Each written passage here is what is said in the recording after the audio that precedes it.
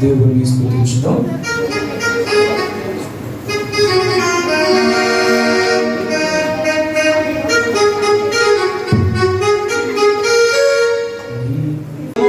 ఎల్లప్పుడూ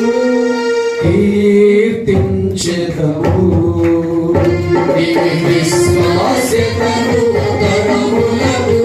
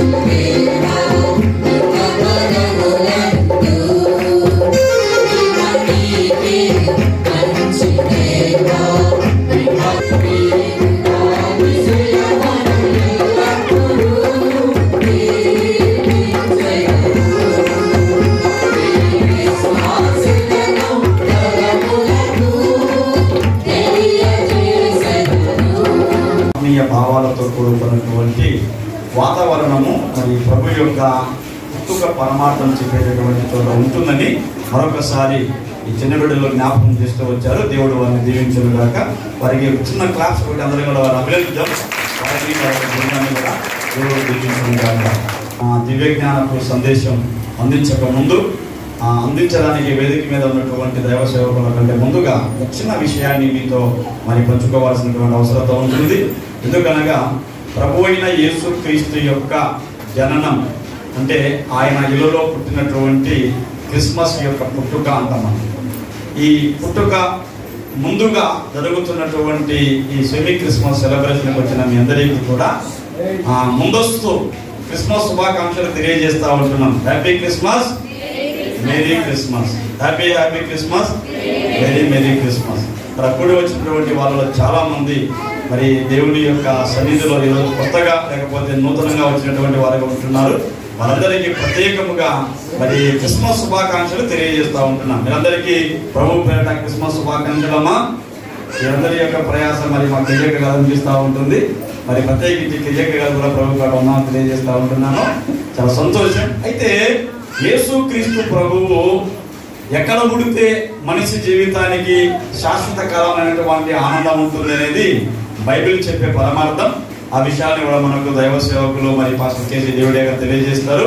అయితే ఈ సమయమున ఈ క్రిస్మస్ యొక్క ఆవశ్యకత ఎంత మనిషికి అంటే ఇళ్ళలో దేనితో పోల్చలేనంత గొప్పదిగాను, ఏ భాషతో వర్ణించలేనంతటువంటి విలువైనటువంటిదిగాను ఒకటి ఉంది భూలోకములో అంటే అది యేసు క్రీస్తు ప్రభువు యొక్క పుట్టుక పరమార్థమే, యేసు క్రీస్తు యొక్క జన్మ రహస్యమే, యేసు క్రీస్తు యొక్క మహిమ ప్రవేశమే. యేసు క్రీస్తు ప్రభువును పుట్టడం ఒకటే అనదు బైబిల్. యేసు క్రీస్తు ప్రభువును ప్రవేశించిన వాడు, ప్రత్యక్షమైన వాడు, జన్మించిన వాడు, ఇళ్ళలోకి వచ్చిన వాడు అని కూడా అంటారు. ఇవన్నీ ఆయనకు మాత్రమే చెందినవి. ఇంకా బహుముఖ ప్రజ్ఞశాలులుగా ప్రపంచంలో లేక మన దేశంలో ఎందరో కొనియాడబడుతూ వచ్చినారు. వారికి ఎవరికి కూడా ఈ రకమైనటువంటి గౌరవప్రదమైనటువంటి నామకరణము చేయబడినటువంటి ఘనత లేదు. కనబడి మరణము పొందునంతగా అనగా శిలువ మరణము పొందునంతగా విధేయత చూపిన వాడై తన్ను తాను తగ్గించుకొనెను. ఇది యేసుక్రీస్తు జననములో ఉన్నటువంటి అద్భుతమైనటువంటి మర్మం. అంటే ఆయన జన్మించే ముందే ఆయన మరణించే విధానము కూడా అమర్చబడి ఉంది. ఇది ఎవరికి? ఇటువంటి అద్భుతమైన ఘట్టం ఏ మనుషుని జీవితంలో ఉండదు. చాలా మంది ఊతపదం అంటూ ఉంటారు, పుట్టిన వాడు గిట్ట కదా, గిట్టగా మానడు రాని. అది ఎంత గిడతాడో తెలియదు ఎవరికి.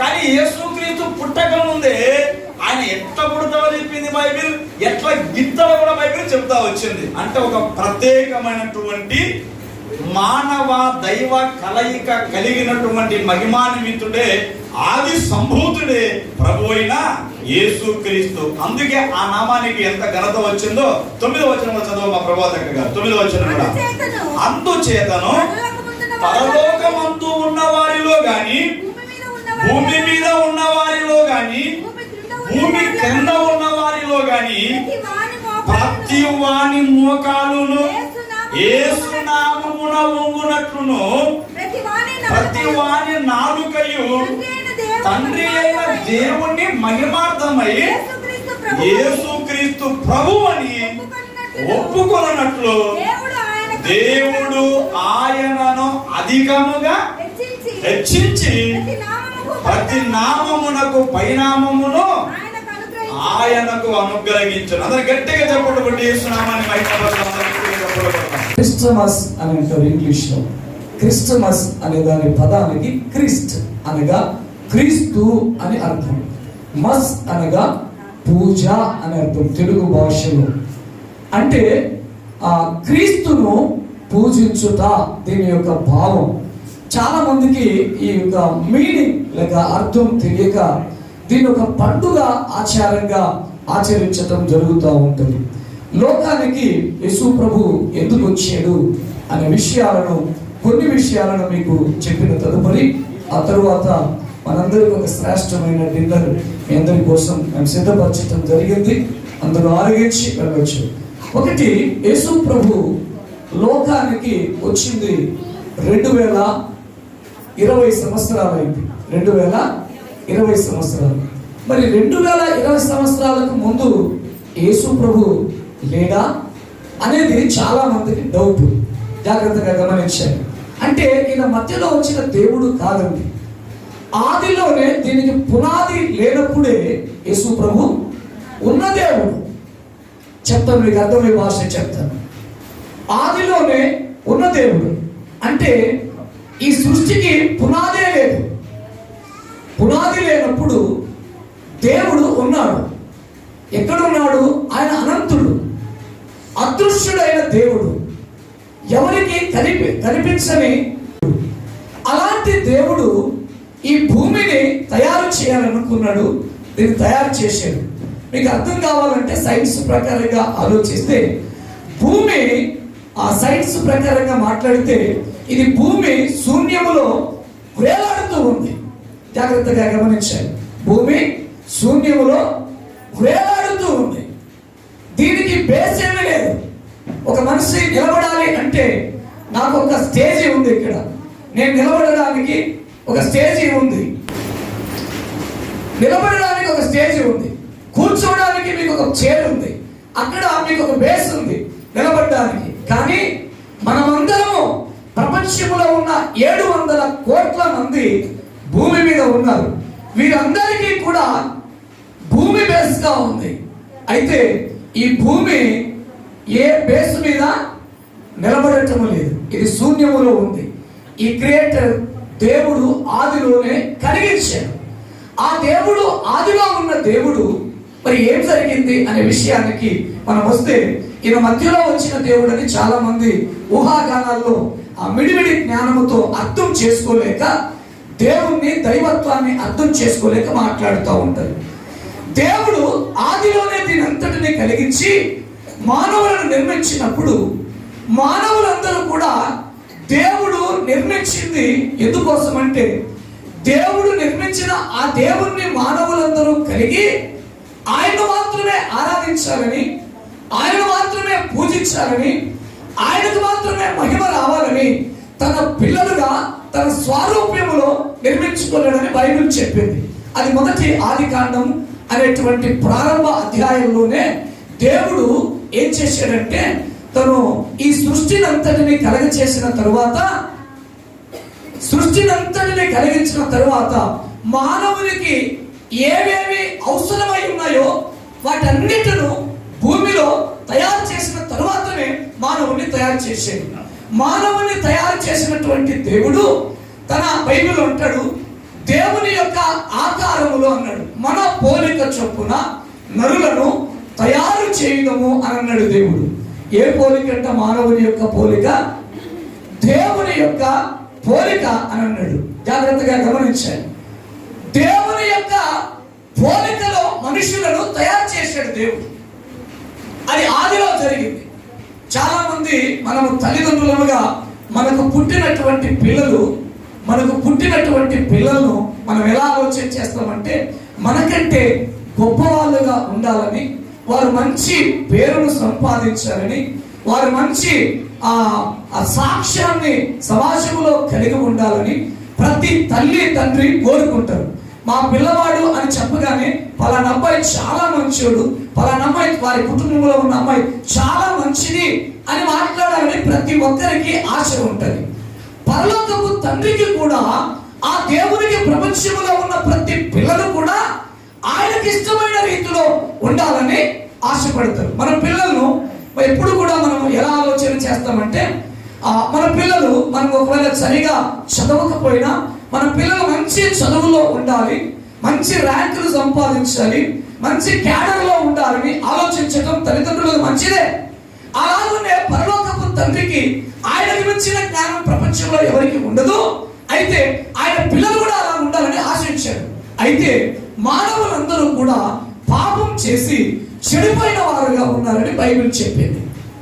బైబిల్లో మానవులందరూ చెడిపోయారు.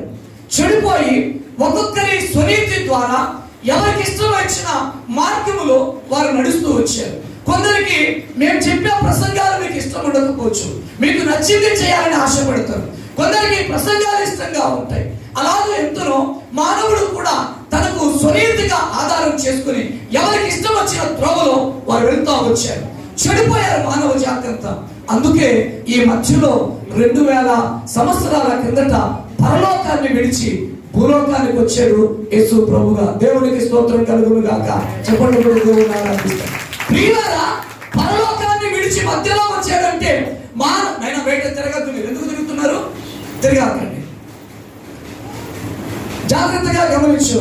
పరలోకాన్ని విడిచి భూలోకానికి ఎందుకు వచ్చాడంటే చెడిపోయిన మానవుణ్ణి, పడిపోయిన మానవుణ్ణి, పతనమైన మానవుణ్ణి బాగు చేయటానికి పరలోకములో ఉన్న దేవుడు భూలోకానికి రావాల్సిన పరిస్థితి ఏర్పడింది. జాగ్రత్తగా మాట్లాడద్దు. ఫోన్లో ఆఫ్ చేయండి, ఫోన్లో ఆఫ్ చేయండి. ఎవరు కూడా మాట్లాడకూడదు. ఎందుకు ఆయన వచ్చాడంటే జాగ్రత్తగా గమనించడం. పరలోకాన్ని విడిచి భూలోకానికి ఎందుకు వచ్చాడంటే జాగ్రత్తగా ఇందులో ఆలోచన చేస్తే, దేవుడు నివసించే స్థలం వేరు, మానవుడు ఉండే స్థలము వేరు. జాగ్రత్తగా వినాలి ఈ మాటలు. దేవుడు నివసించే స్థలం వేరు, మానవుడు నివసించే స్థలం వేరు. నేను చెప్పాను మీకు ముందే, మానవుడు నివసించే స్థలం అంతా కూడా ఇది అపవిత్రం అయిపోయింది. ఏమైపోయింది? అపవిత్రం అయిపోయింది. బైబిల్లో చెప్పబడినటువంటి మాటలు నేటికి కూడా జరుగుతూ ఉన్నాయి. ఎలాగైపోయిందంటే అందరూ పాపము చేత చెడిపోయి ఉన్నారని రాయబడింది. దానికి రోమీలకు రాసినటువంటి పత్రికలో 3వ అధ్యాయము 23వ వచనం 24వ వచనంలో ఈ రీతిగా వ్రాయబడి ఉంది. ఏమని రాయబడి ఉందో తెలుసా? ఏ భేదమును లేదు, అందరూ పాపము చేసి ఉన్నారు. చాలు, జాగ్రత్తగా విందాం. ఇక్కడ ఇవి నా సొంత మాటలు కాదు. బైబిల్లో గ్రంథకర్తలు అనగా దేవుని ఆత్మ చేత నింపబడిన వారై వారు రచించినటువంటి ఈ గ్రంథం, దీన్నే పవిత్ర గ్రంథం అన్నారు, పరిశుద్ధ గ్రంథం అన్నారు. ఈ పరిశుద్ధ గ్రంథములో ఏ భేదము లేదు అని అన్నాడు. భేదం అంటే కుల మత భేదాలని మనం పెట్టుకున్నాం. ఇక్కడ కుల మత భేదాలు లేవు. రంగు లేక నల్లోళ్ళని కానీ తెల్లోళ్ళని కానీ లేదు, లేక భాషా ప్రాంతీయత లేదు. అందరూ కూడా, అది ఏ దేశస్తులైనా, ఇండియన్స్ అయినా, అమెరికన్స్ అయినా, ఆస్ట్రేలియన్స్ అయినా, ఏ దేశాల్లో ఉన్నవారైనా వారందరూ కూడా పాపులే అని రాయబడింది. ఇలాంటి పాపుల కోసం పరలోకాన్ని విడిచి దేవుడు లోకానికి వచ్చాడు. ఇది పాపలోకం అని చెప్పారు. మరి దేవుడి లోకం ఎలాగుంది అని చూస్తే బైబిల్లో రాయబడి ఉంది, ఆయన ఏ మానవుడు కూడా సమీపించలేని తేజస్సులో ఉన్నాడని రాయబడింది. అది తేజస్సుతో ఉన్నటువంటి స్థలం. అందులో అపవిత్రత లేదు, అందులో పాపము లేదు. దేవుడు మాత్రమే నివసించే స్థలం. అక్కడ దేవదూతలు ఆత్మలుగా ఉంటారు. దేవుని యొక్క దూతలు అంటే ఆయన చెప్పే పనిని చేసేటువంటి వారు, ఆయనను గణపరుస్తూ ఉండేటువంటి స్థలం. అది ఏ మానవుడు ఇంతవరకు కనుగొనలేకపోతున్నాడు. మానవుని యొక్క జ్ఞానము చాలా అతీతమైన, అంటే తక్కువతో కూడినటువంటిది. దేవుని జ్ఞానం అనంతమైనటువంటిది.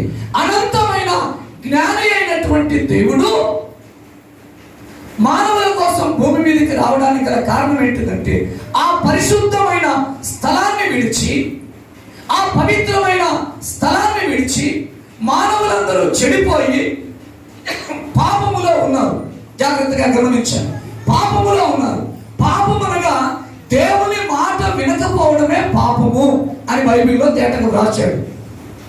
బహుశా పాపం అంటే అబద్ధం ఆడితేనే పాపము, దొంగతనము చేస్తేనే పాపము, హత్య చేస్తేనే పాపం అనేటువంటిది కాదు. కానీ దేవుని మాట వినకపోవటమే మానవునికి పాపము. మీకు అర్థమయ్యే భాషలో ఇంకా చెప్పాలంటే, నీ కుమారుడు కానీ నీ కుమార్తె కానీ నీ మాట విననప్పుడు నువ్వు ఎంత కోపపడతావో, వీడు నాకు పుట్టి వేస్ట్, వీడు నాకు ఈమె పుట్టి నాకు వేస్ట్ అని నువ్వు ఒక తల్లిగా ఓ తండ్రిగా మీరు ఎంత బాధపడతారో, అలాగే దేవునికి కూడా ఆయనకు పుట్టినటువంటి పిల్లలమైనటువంటి మనము పాపములో ఉన్నాము. చాలా అసహ్యం. ఒకసారి మనం ఆలోచన చేసి, మన పిల్లలు చెడిపోయారనుకోండి, ఒక త్రాగుబోతు అయిపోయినాడు, ఓ త్రాగుబోతు అయిపోయి అల్లరి పిల్లలతో తిరుగుతూ ఉన్నప్పుడు ఓ తల్లిదండ్రులు ఎంత బాధపడి నా కుమారుడు చెడిపోయాడు, వీడు ఎందుకు పుట్టాడు అని మనం మాట్లాడుకుంటూ ఉంటాం. మన పిల్లలతో కూడా డైరెక్ట్ గా కొన్నిసార్లు అంటాం, నువ్వు పుట్టకుండా ఉండింటే నాకు చాలా బాగుండేది అని మాట్లాడతాం. ఎందుకు అలా మాట్లాడుతున్నావు? వారి వలన నీకు వ్యసనము కలిగించాడు, బాధను కలిగించాడు, వేదనను కలిగించాడు కనుక మనం మాట్లాడగలుగుతున్నాం. అయితే ఇలా మాట్లాడుతున్నామంటే దేవుడు కూడా మనమందరము చెడిపోయినటువంటి మానవులమైన మన కోసం దేవుడు పరలోకాన్ని వదులుకొని భూలోకానికి రావాలని ఇష్టపడ్డాడు. దేవునికి స్తోత్రం కలుగును గాక. అర్థమైందా? అంత పరిశుద్ధత కలిగిన దేవుడు, మీకు ఒక మాట చెప్పాలంటే, ఉదాహరణకి మన దేశంలో ఉన్నటువంటి ప్రెసిడెంట్ ఎవరైనా,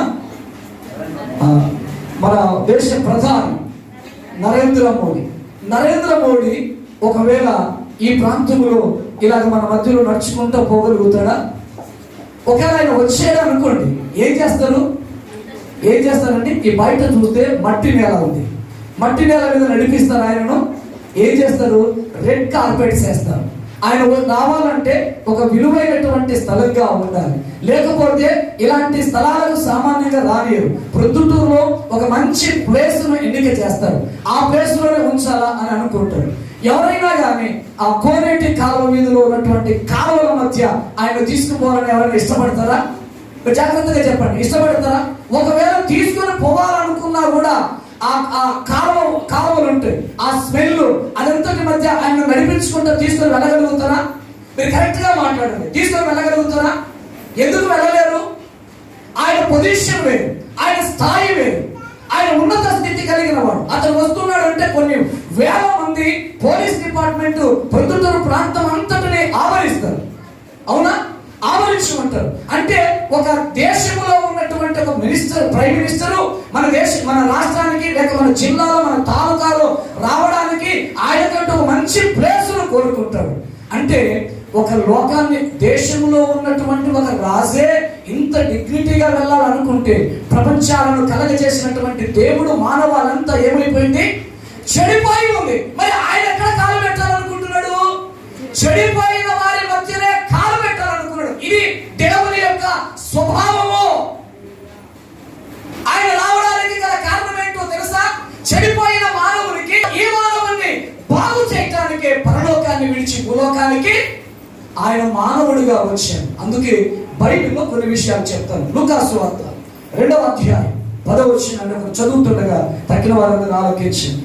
త్వరగా చదవండి. తీసిన వారు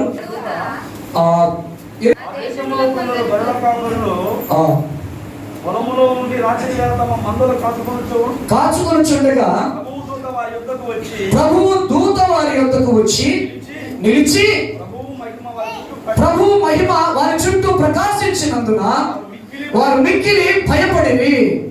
చదవండి. అయితే ఆ దూత భయపడకుడి, ఇదిగో ప్రజలందరికీ కలగబోవు మహా సంతోషకరమైన శుభవర్తమానము నేడు మీకు చెబుతున్నాను. నేడు రక్షకుడు మీ కొరకు పుట్టి ఉన్నాడు అని రాయబడి ఉంది. ఇక్కడ గమనించి చూస్తే ఆ మాటల్లో ఒక దేవదూత వచ్చి ఎవరితో మాట్లాడుతుంది?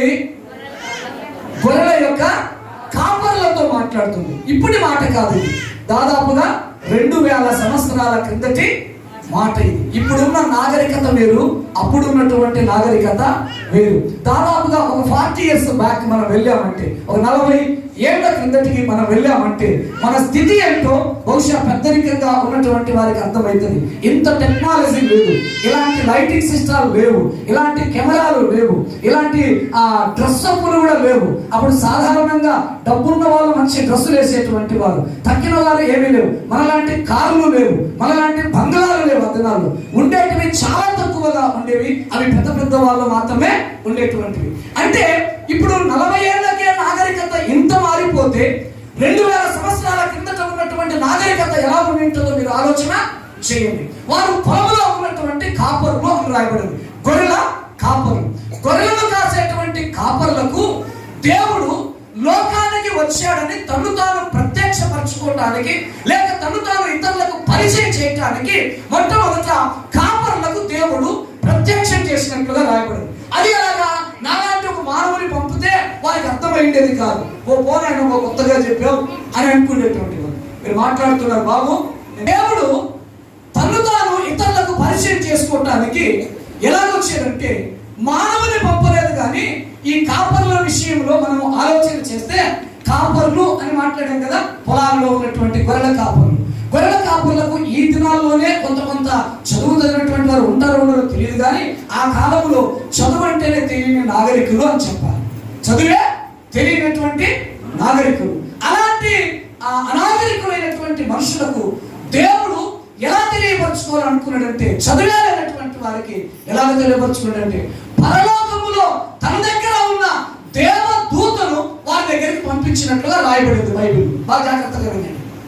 అంటే పరలోకములో ఉన్న దేవుని దూత వారి దగ్గరికి వచ్చి వారి దగ్గర నిలిచినప్పుడు ఏమని రాయబడిందంటే, ఆ స్థలం అంతా ప్రకాశవంతమైన వెలుగుతో నింపబడిందని రాయబడింది.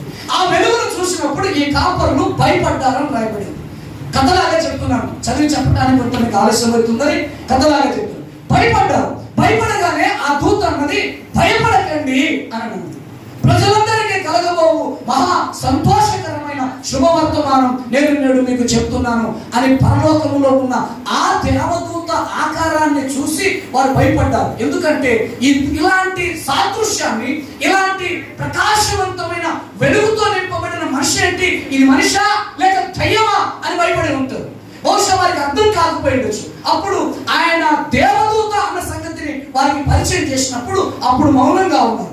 దేవుని దూతలు ఇలాగ ఉంటారా అని దేవుని దూతలు ఆ గొర్రెల కాపర్లకు ప్రత్యక్షమైనంత వరకు వారికి అర్థము కాలేదు. ఎప్పుడైతే ఆ దేవుని దూతను చూసారో వారు చెప్పినటువంటి మాట అంటే, పామరులకు అర్థం కావాలి అంటే దేవుడే తన దూతను భూమి మీదకి పంపించాడు. దేవునికి స్తోత్రం కలుగును గాక. అర్థమైందండి? మానవులకు అర్థం కావాలంటే ఈ చదువు రానటువంటి వారికి, విద్యా జ్ఞానము లేనటువంటి వారికి ఏ రీతిగా చెప్తే అర్థమవుతుందో ఆ రీతిలో దేవుడు పరలోకములో ఉన్నటువంటి దేవదూతనే సాక్షాత్తు వారి దగ్గరికి పంపించి ఏమని మాట్లాడుతున్నాడంటే, ఇదిగో మీ అందరికీ అనగా మీకే కాదు ప్రజలందరికీ అని అన్నాడు. అక్కడ సంబోధించి మాట్లాడుతూ ఏమని మాట్లాడు, అక్కడ చదవండి ఆ మాటలు. ఏమన్నాడండి? ఇదిగో అంటే కాపరులు మాత్రమే కాదు, అక్కడ మీరు గమనించాలి. కాపరులు మాత్రమే కాదు, ప్రజలు అంటే అందులో మనం కూడా ఉన్నాం. ఈ ప్రపంచంలో ఉన్న 700 కోట్ల జనాభా కూడా ఉన్నారు. వీరందరితో కూడా ఏమని మాట్లాడుతున్నాడంటే, ఇదిగో ప్రజలందరికీ కలగబోవు మహా సంతోషకరమైన శుభవర్తమానము నేడు మీకు చెప్తున్నాను. దావీదు పట్టణమందు నేడు మీ కొరకు రక్షకుడు పుట్టి ఉన్నాడని చెప్పడం జరిగింది. జాగ్రత్తగా వింటారే మాటలు. ఏమని చెప్తున్నాడు తెలుసా? రక్షకుడు పుట్టాడు అని రాశాడు. ఎవరు పుట్టాడంట?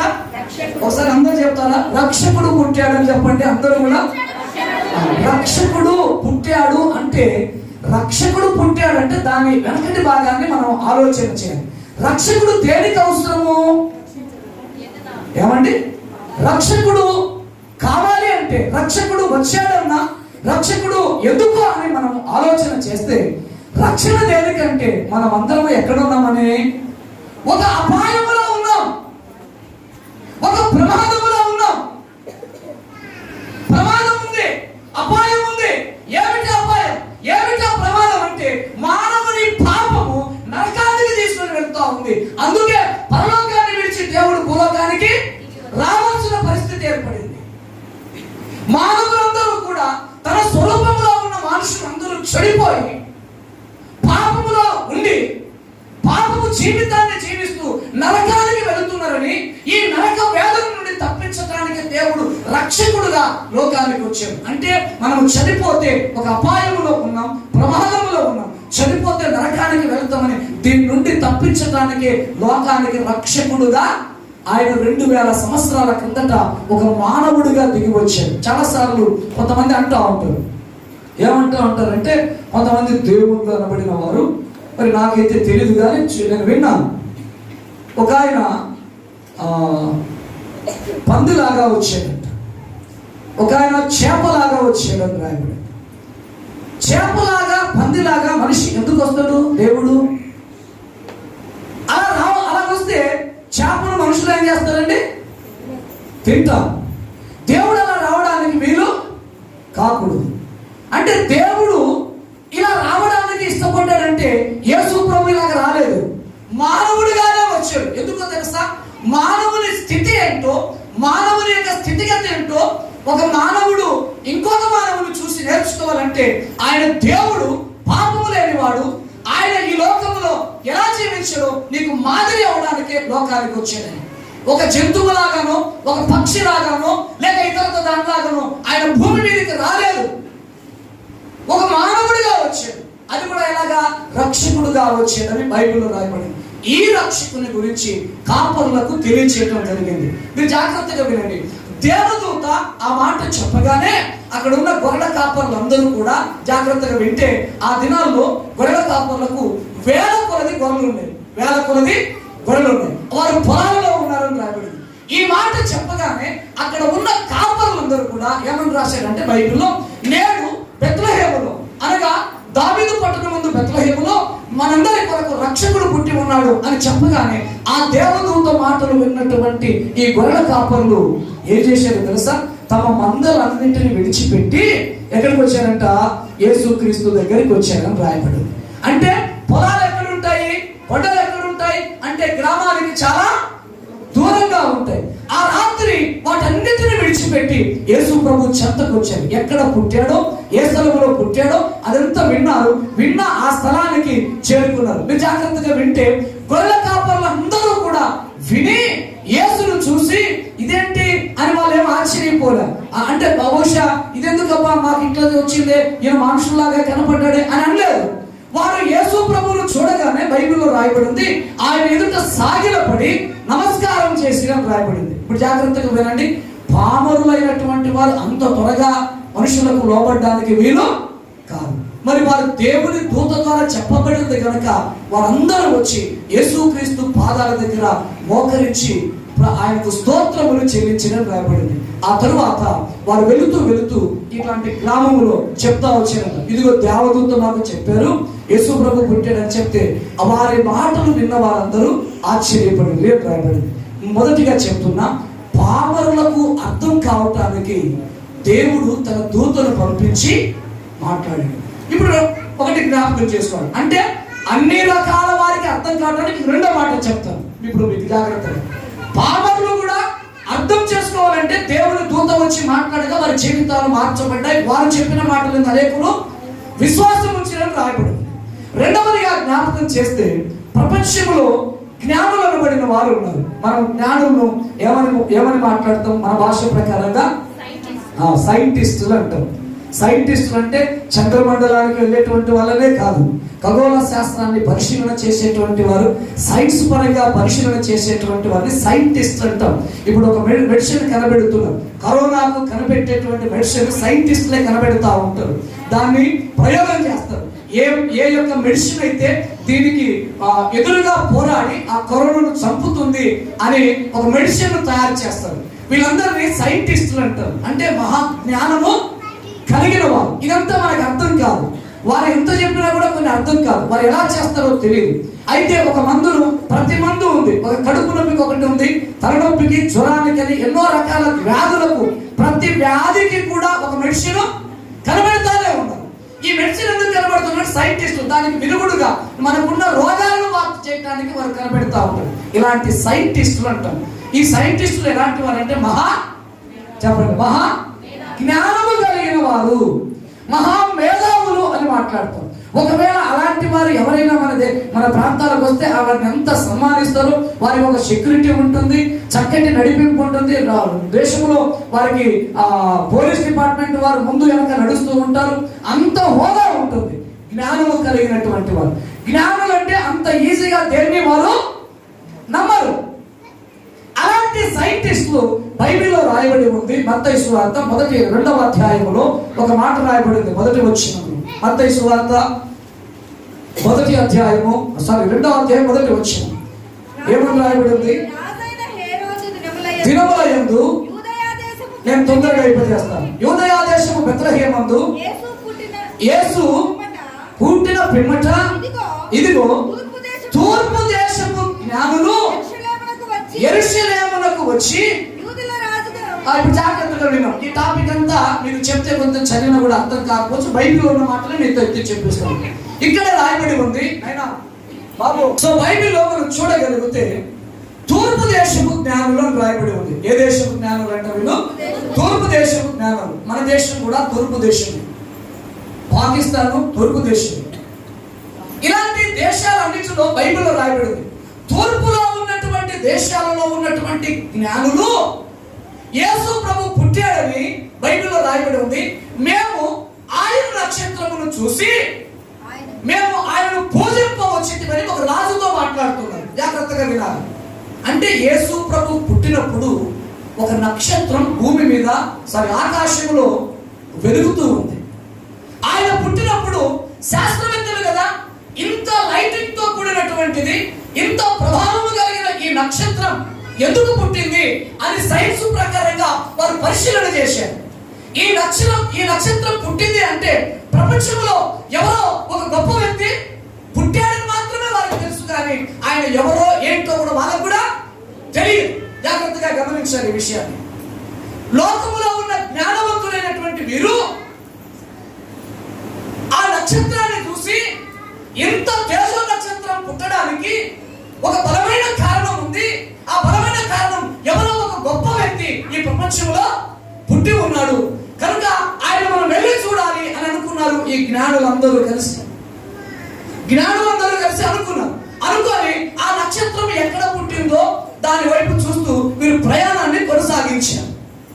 ప్రయాణాన్ని కొనసాగిస్తే ఇంచుమించుగా వారి ప్రయాణము యెరూషలేము వరకు వెళ్లాల్సిన పరిస్థితి ఏర్పడింది. అంటే ప్రపంచంలో ఇప్పుడు ఉన్నటువంటి యెరూషలేము అనేటువంటిది ప్రపంచంలో నడిబొడ్డులో ఉంటుంది అంటారు. చరిత్ర పటాన్ని మనం చూడగలిగితే అది ప్రపంచానికి మధ్యభాగంలో ఉంటుంది యెరూషలేము పట్టణం. ఈ యెరూషలేములోనికి ఆ నక్షత్రం అలాగా బైబిల్లో రాయబడి ఉంది. ఏమని రాయబడి ఉందంటే ఆ జ్ఞానులకు నక్షత్రము ముందు ఉండి నడిపించిన రాయబడి ఉంది. జాగ్రత్తగా విన్నారు. జ్ఞానులను నడిపించగలిగిన నక్షత్రం. ఈ నక్షత్రము అంటే దాదాపుగా 2 సంవత్సరాలు, ఇంచుమించు 2 ఏళ్ళు ఆ కాలంలో వారు ప్రయాణం చేయగలిగారు. మీరు వినాలి, 2 సంవత్సరాలు ప్రయాణం చేశారు. అంటే ఇప్పుడున్నట్లుగా మనకున్నట్లు 2 వీలర్ వెహికల్స్, 4 వీలర్ వెహికల్స్, ఏమంటే ట్రైన్స్, ఫ్లైట్స్ అవన్నీ లేని దినాలు. ఆ దినాల్లో బంటల మీదనో గుర్రాల మీదనో ప్రయాణం చేశారు. వారు ఏదో ఒక విధంగా ప్రయాణం చేసి యెరూషలేముకు చేరడానికి ఇంచుమించు 2 సంవత్సరాలు పట్టింది. ఆ నక్షత్రం 2 సంవత్సరాల వరకు వారిని నడిపిస్తూనే వచ్చేసింది. జాగ్రత్తగా వింటారా? ఆయన నక్షత్రం అని బైబిల్లో రాయబడి ఉంది. ఆ నక్షత్రం నడిపిస్తే ఈ జ్ఞానులు ఆయన దగ్గరికి వెళ్ళి ఏం చేశారో ఆ ఒక్క మాటను చదివి నేను ముగించేసేస్తాను. చూడండి, 2వ అధ్యాయం 9-10 వచనాలు చూడండి. వారు ఇదిగో తూర్పున వారు చూసిన నక్షత్రం ఆ శిశువు ఉండిన చోటికి మీదుగా వచ్చి నిలిచి వరకు వారు ముందుగా నడిచెను. నక్షత్రం నడిపించింది. 10వ వచనం. వారు ఆ నక్షత్రమును చూచి అత్యానంద భరితులై ఇంటిలోనికి వచ్చి తల్లి అయిన మరియను ఆ శిశువును చూసి సాగిలపడి ఆయనను పూజించి తమ పెట్టెలను విప్పి బంగారమును, సాంబ్రాణిని, బోలమును కానుకగా ఆయనకు అర్పించిన రాయబడి. జాగ్రత్తగా వినండి. ఇంతవరకు మొదటిగా మీతో చెప్పాను, పామరులు అని చెప్పాను. వారు గొర్రెలకు ఏ బాబా కూర్చొని అక్కడ కూర్చో చూస్తే అంటే బైబిల్లో రాయబడి పామరులు అని రాయబడి. అంటే పామరులు వచ్చి యేసు ప్రభు ఎదుట సాగిలపడి నమస్కారం చేశారు.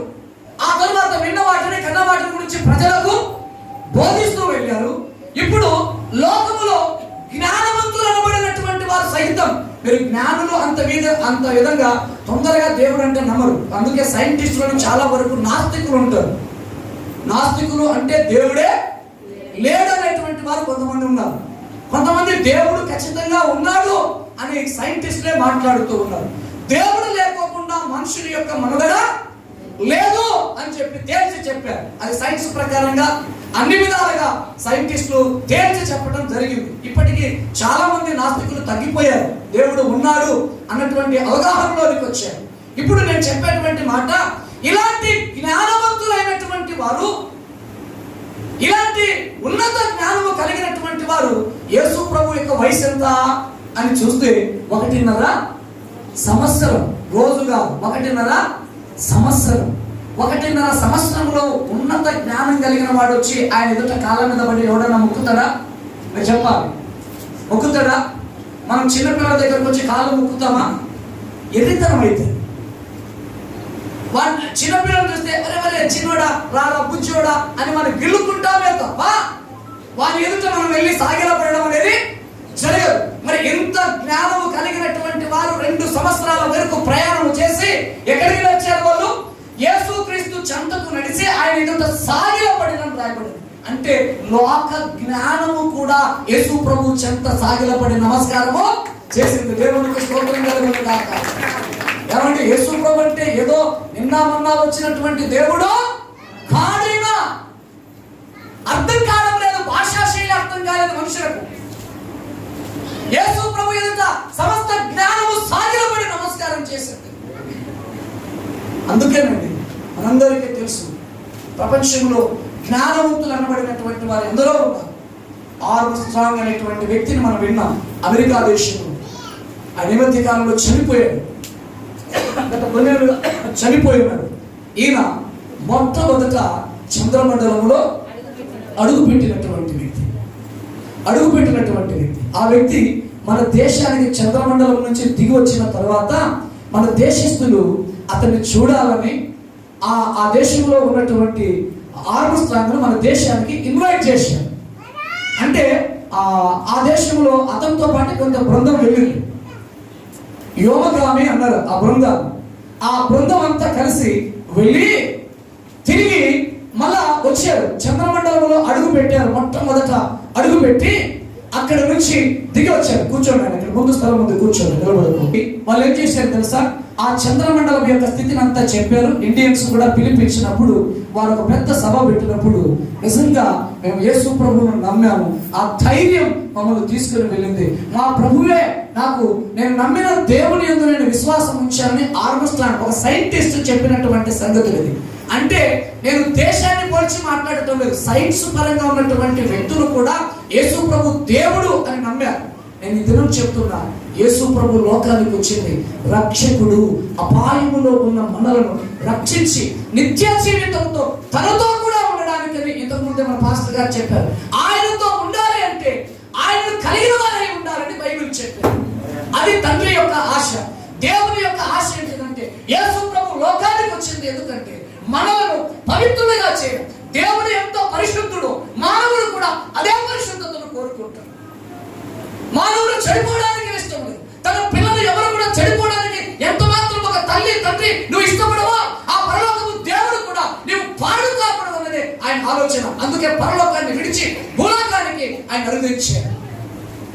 ఈ లోకానికి వచ్చింది మనల్ని రక్షించడానికి, మనకు పట్టినటువంటి పాపాన్ని, మనకు పట్టినటువంటి ఈ కల్మషాన్ని, మనకు పట్టినటువంటి ఈ పాపపు రోతును తీసివేసి ఒక పరిశుద్ధునిగా, ఒక పవిత్రురాలుగా, ఒక పవిత్రమైనటువంటి వ్యక్తిగా ఉండడానికే పరలోకాన్ని విడిచి లోకానికి వచ్చాడు. 2000 సంవత్సరాల కిందట ఈ మధ్యలో జరిగిన ఈ పాపం అంతటిని, అంటే 2000 సంవత్సరాల కిందట వచ్చాడంటే అంతకు ముందు ఉన్న ప్రజలందరూ చెడిపోయారని, పాడైపోయారని, పతనం అయిపోతున్నారని. ఇలా పతనం అయిపోతే నేను కలగజేస్తున్న ఉద్దేశాన్ని, నేను ఏదైతే నా పిల్లలుగా ఉండాలని ఒక ప్రణాళిక నేను కలిగి ఉన్నానో ఆ ప్రణాళికనంతా ఈ ప్రజలందరూ చనిపోతున్నారు. నేనే వారి కోసం రక్తం కార్చాలి. మనం ఇప్పటికి కూడా కొంతమంది బలులు అర్పిస్తూ ఉన్నారు. బలులు అర్పించడానికి కాదు, యేసు ప్రభు ఏకైక బలిగా ఆయించబడ్డాడు. యేసు ప్రభు ఏకైక బలిగా అర్పించబడ్డాడు కలువరి శిలువలో. ఆయన రక్తాన్ని కార్చాడు, ప్రాణాన్ని పెట్టాడు. మానవులకు కేవలం ఇందులో ఏమీ చేయకోకుండానే ఆయన అంగీకరిస్తే చాలు పాపములను క్షమించే దేవుడు ఈ బైబిల్లో వ్రాయబడి ఉంది. పాపాలను క్షమించడానికి లోకానికి వచ్చాడు, రక్షకుడుగా వచ్చాడు. ఇప్పుడు ఎంతటి వ్యక్తులైనా, జ్ఞానవంతులైనా, పామరులైనా, ఏ వ్యక్తులకైనా అర్థం కావటానికి యేసు ప్రభు ఇక్కడ ఎక్కడ సందేహం లేదు. ఇది చాలా మంది అనుకుంటున్నారు, కొంతమంది మతానికి సంబంధించినటువంటి వ్యక్తులను అమెరికా వాళ్ళు వింటే చంపేస్తారు. అర్థమవుతుందా? వాళ్ళేమి ఇట్లాంటి క్యాస్ట్ కలిగినటువంటి వాళ్ళు కాదు. అగ్రదేశం, అగ్రపురస్తులైనటువంటి వాళ్ళు. ఇదేదో మత సంబంధమైనటువంటి వ్యవహారాలు కాదు. క్రీస్తును ఎరిగిన వారు, ఇక్కడ ఏదో పేదరికాన్ని అనుభవిస్తున్నటువంటి వ్యక్తులు ప్రభువుని నమ్మారని ఏదో తక్కువగా ఆలోచన చేస్తారు. నథింగ్, కాదే కాదండి. యేసు ప్రభు అందరికీ దేవుడు. నేను అందుకే చెప్పాను, అపోస్తల కార్యంలో రాయబడింది 10వ అధ్యాయంలో యేసు ప్రభు అందరికీ ప్రభు అని రాయబడింది. యేసుక్రీస్తు అందరికీ ప్రభు. ఒక మతానికో, ఒక జాతికో, ఒక కులానికో, ఒక రంగుకో, ఒక దేశానికో, ఒక పట్టణానికో, ఒక ప్రాంతానికో సంబంధించినటువంటి దేవుడు కాదేన. అందరికీ ఏం రాయబడింది? అందరూ అంటే ప్రపంచంలో ఉన్న వారందరికీ ఈయన ప్రభు అని చెప్పబడింది. ప్రియులారా, మనం ఆలోచన చేస్తాం, ఆ ప్రభువే లోక రక్షకుడిగా వచ్చాడు. దీన్నే క్రిస్టమస్ అన్నారు. ఏమన్నారండి? క్రిస్టమస్ అంటే క్రీస్తును ఆరాధించుట, క్రీస్తును కలిగి ఉండుట. క్రీస్తును ఆరాధించాలి అంటే ఏం చేయాలా? ఏమండి, ఎందుకు తెలుసా? ఆరాధన ఎప్పుడు జరుగుతుందో, ఎప్పుడు జరుగుతుంది? హృదయంలో ఉండాలి. నీ హృదయంలో ఉంటే నేను ఆరాధించగలుగుతావు, లేకపోతే నీకు ఆరాధన విలువ తెలియదు. చాలా మందికి కొంతమంది వ్యక్తులు లోపల ఉండొచ్చు, వారికి ఇష్టమైనటువంటి వ్యక్తులు ఉంటారు, వారిని ఎంతో ఆలోచన చేస్తారు.